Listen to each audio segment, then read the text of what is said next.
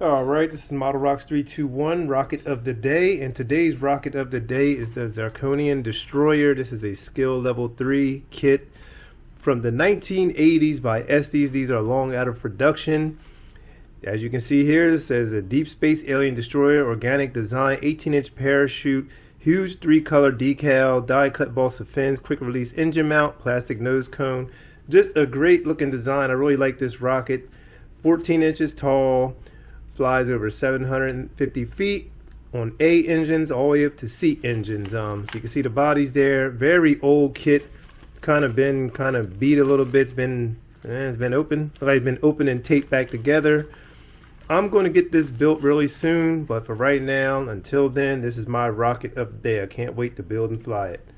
Zirconian Destroyer. Subscribe.